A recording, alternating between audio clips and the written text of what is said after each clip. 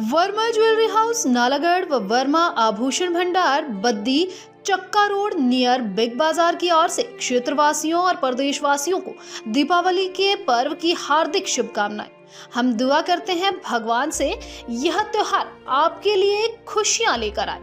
त्योहारों के इस सीजन में वर्मा ज्वेलर्स लाया है आपके लिए अच्छी क्वालिटी के आभूषण, बेहतर छूट और उपहार के साथ। एक बार वर्मा आभूषण भंडार बद्दी व नालागढ़ वर्मा ज्वेलरी हाउस में जरूर पधारें और आभूषणों पर दी जा रही छूट व उपहार का लाभ उठाएं। धन्यवाद। वर्मा आभूषण भंडार बद्दी। हमारा मोबाइल नंबर है 9816566681। Verma jewellery house near Kali Mata Mandir, ward number 5, main bazaar, Nalagarh. Mobile number Manoj Verma 9816066681।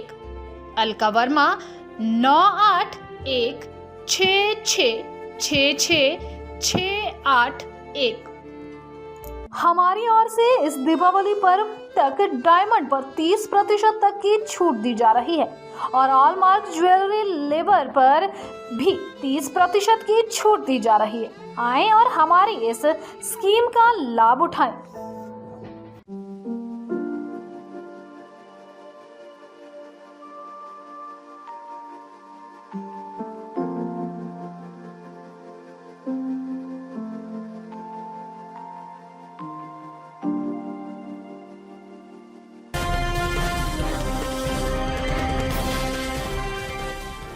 High court ने पालमपुर के कारोबारी मामले में एफआईआर करने के दिए आदेश। 22 नवंबर को होगी मामले की अगली सुनवाई। कारोबारी निशांत ने अपने ऊपर हुए हमले को लेकर दी थी शिकायत। हिमाचल के पुलिस प्रमुख द्वारा कारोबारी को फोन कर धमकाने का भी है आरोप। कारोबारी निशांत की मेल पर हाई कोर्ट ने लिया था स्वतः संज्ञान। डीजीपी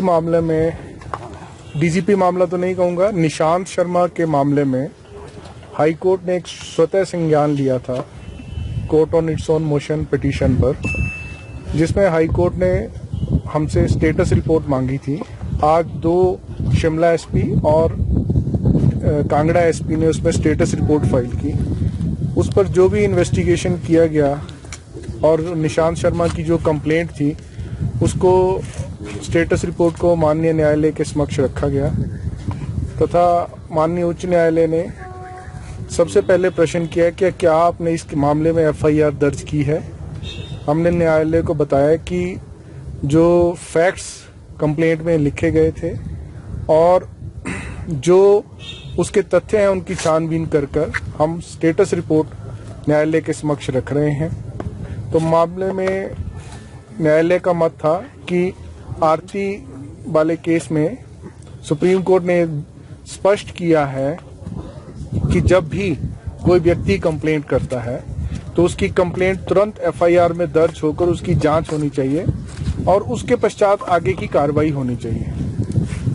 इसी मामले में हमने स्टेटस रिपोर्ट के डिफरेंट पैराग्राफ्स न्यायालय को पढ़कर सुनाए तथा अंततः न्यायालय और हमारा ये मानना था कि इस मामले में एफआईआर दर्ज करके आगे की कार्रवाई होनी चाहिए।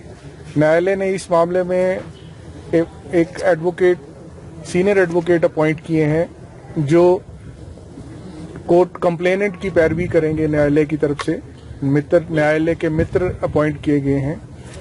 मामले की अगली सुनवाई बुधवार को होगी।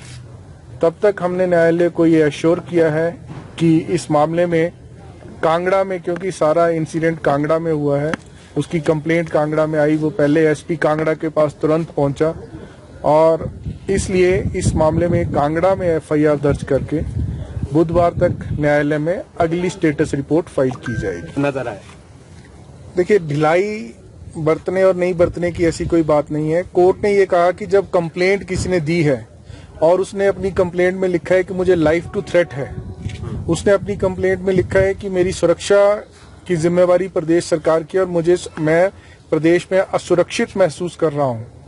उसने अपनी कंप्लेंट में एक एलिगेशन लगाया है कि मुझे डीजीपी ऑफिस से फोन आए। फोन उसके कंटेंट क्या थे, फोन पे कोई ऐसी बहुत ज्यादा बातचीत नहीं हुई है। तो जब उसने क्रिमिनल इंटिमिडेशन की बात की है, रॉन्गफुल रिस्ट्रेंट की बात की है कि मुझे बाक्सूनाग में रोका गया कुछ गुंडा तत्वों द्वारा, और उसने गुड़गांव का भी एक मामले का जिक्र किया गया है। तो जब ये तथ्य न्यायालय ने के सामने आए और चर्चा में बहस के दौरान आए, तो एक मत था कि इस मामले में तुरंत एफआईआर दर्ज करके एक सिटीजन की प्रोटेक्शन होनी चाहिए। हमने भी न्यायालय को बताया कि हमने इस मामले में उसको पूरी प्रोटेक्शन दी है। एसपी कांगड़ा, एसपी शिमला लगातार उनसे बातचीत कर रहे हैं। उन्होंने कहा है, निशांत शर्मा ने कहा है कि जब भी उसे आवश्यकता होगी वो प्रोटेक्शन की, जैसे उन्होंने एक एसपी कांगड़ा को लिखित दिया है कि जब वो पालमपुर से गग्गल एयरपोर्ट आएंगे तो उन्हें प्रोटेक्शन की आवश्यकता होगी तो वो बताएंगे उनको। परंतु न्यायालय ने कहा कि आपको उन्हें प्रोटेक्शन देनी चाहिए, तो हम उन्हें तुरंत प्रोटेक्शन देंगे। और क्योंकि मामले में गंभीरता है तो उसमें एफआईआर दर्ज करके उसकी फर्दर जांच की जाएगी।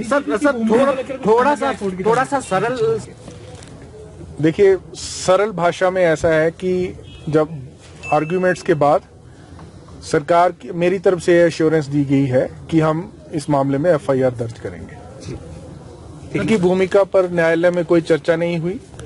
वो न्यायालय में सिर्फ इतनी चर्चा हुई कि डीजीपी ने एक एफआईआर दर्ज करवाई है डेफामेशन के संदर्भ में, तो न्यायालय ने कहा कि आप उसकी अलग से फेयर छानबीन करें और इसी प्रकार जो इस व्यक्ति ने कंप्लेंट दी है इसकी भी एफआईआर दर्ज करके इसकी भी फेयर छानबीन करें, और फेयर इन्वेस्टिगेशन होना ही आवश्यक है, जो न्यायालय का ध्येय है। ताज़ा खबरों से जुड़े रहने के लिए हमारे चैनल को सब्सक्राइब करें और बेल आइकन को दबाना ना भूलें, ताकि हर खबर की नोटिफिकेशन आपको मिलती रहे।